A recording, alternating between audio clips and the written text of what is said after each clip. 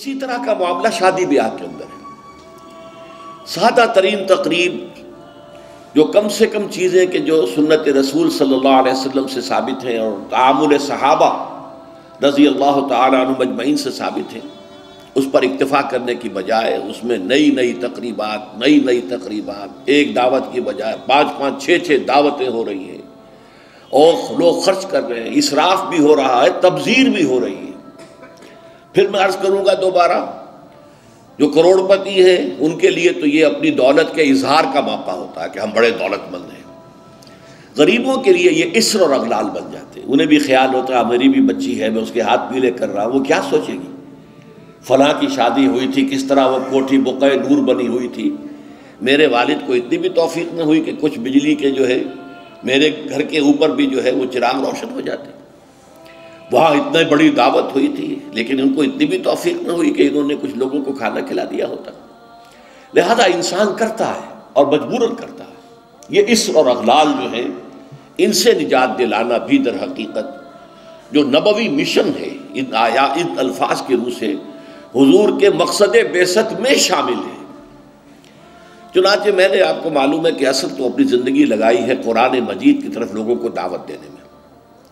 اور کچھ عملی جد و جہد کے ایک ایسی جماعت تیار کی جائے کہ جو اس ملک کے اندر اسلامی نظام کو قائم کرنے کے لیے میدان میں آ سکے۔ یہ تو میرا اصل فنکشن رہا ہے، میرا اصل موضوع رہا ہے، میرے سارے اور بیشتر اوقات اس کام میں ہے۔ ساتھ ہی میں نے 1973 سے یہ شادی بیاہ کے ضمن میں جو اسر اور اغلال ہم نے اپنے اوپر ڈال لیے ہیں، بوجھ لاد لیے ہیں اور گلے میں طوق پہن لیے ہیں، ان سے اس معاشرے کو آزاد کرانے کی کوشش جو میرے نزدیک نبوی مشن کا ایک حصہ ہے، میں نے اس کا بھی آغاز کیا تھا۔ اب اس کے ضمن میں آپ سے تمہیداً میں یہ عرض کروں کہ یہ احساس صرف میرا نہیں تھا، بہت سے لوگوں کا رہا ہے کہ بہت اسراف شروع ہو گیا ہے، بہت تبذیر ہو رہی ہے، یہ جو ایک طومار ہے جو رسومات کا، اس میں وقت صرف ہوتا ہے، آنا جانا بیٹھنا وہاں، اس میں کتنا ہمارا قیمتی وقت لگ جاتا ہے۔ پھر کراچی میں خاص طور پر محسوس ہوا کہ اب کوئی بارات جا رہی ہے، اس کے ساتھ کچھ لوگ خود ہی ویسے ہی شامل ہو گئے۔ اب ظاہر بات ہے کہ وہاں کوئی آئیڈینٹی کارڈ جو ہے وہ لے کر تو داخلہ نہیں ہوتا۔ نتیجہ یہ ہے کہ انتظام کیا تھا 500 کا، آگے 1000، اور پھر وہ ایک پینک، اب فوراً جاؤ لاؤ کہیں سے کھانا لاؤ، کیا کرو۔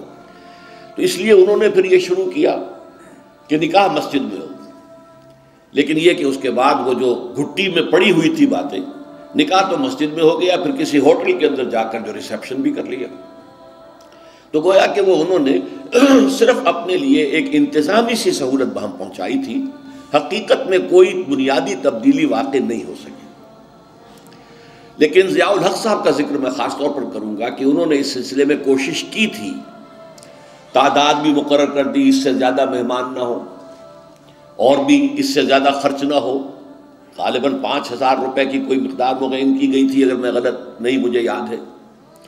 لیکن ہوا کیا اس کا، چونکہ انہیں اپنی سیاسی مصلحتوں کے تحت وڈیروں کی شادیوں میں شرکت کرنی پڑتی تھی جہاں ہزاروں مہمان ہوتے تھے، وہاں گویا کہ ان کے آرڈیننس کی دھجیاں ان کی نگاہوں کے سامنے بکھرتی تھی۔ تو اب ظاہر بات ہے کہ اگر آپ خود شریک ہو رہے ہیں تو آپ کا آرڈیننس تو ختم ہو گیا، اس سے کوئی نتیجہ حاصل نہیں ہوا۔ تیسری بات یہ ہے اس میں، اور یہ بڑی اہم ہے، اس کو سوچئے کہ اس کے ضمن میں دلیل صرف ایک دے جاتی رہی، سادگی ہونی چاہیے، سادگی ہونی چاہیے، کفایت شعری ہونی چاہیے، کفایت شعری ہونی چاہیے۔ لیکن یہ لفظ بے معنی ہے۔ سادگی کروڑ پتی کی کچھ اور ہے، لکھ پتی کی کچھ اور ہے، جھگی والے کی کچھ اور ہے۔ سادگی کی کوئی معنی نہیں ہے، ریلیٹو ٹرم ہے، آربیٹریری ٹرم ہے، اس کے لیے کوئی مفہوم معین نہیں ہے۔ لہذا واعظ اپنی جگہ پر ہوتا تھا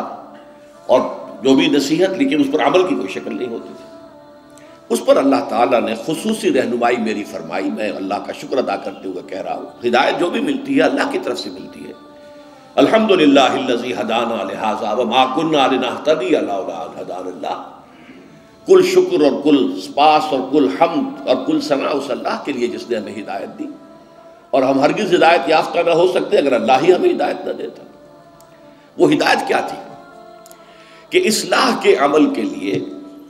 جو کارنر سٹون چاہیے، بنیاد کا پتھر، وہ مضبوط ہونا چاہیے، اور وہ یہ ہے کہ جو تقریب ثابت ہے سنت رسول سے یا عمل صحابہ سے، اس کو تو مضبوطی سے پکڑ لیا جائے۔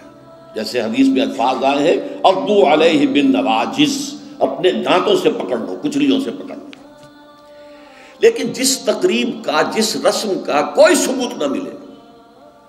نہ حضور کے عمل سے نہ صحابہ کے تعامل سے، اس کو پھر پوری بے دردی کے ساتھ اور پوری جرت کے ساتھ، جرت دانہ کے ساتھ اس کی جڑ کاٹ دینی چاہیے۔ اس میں کمی نہیں ہے، کمی بیشی تو پھر وہی الفاظ ہو جائیں گے ریلیٹیو ٹرم میں، کتنی کمی نہیں، اسے جڑ سے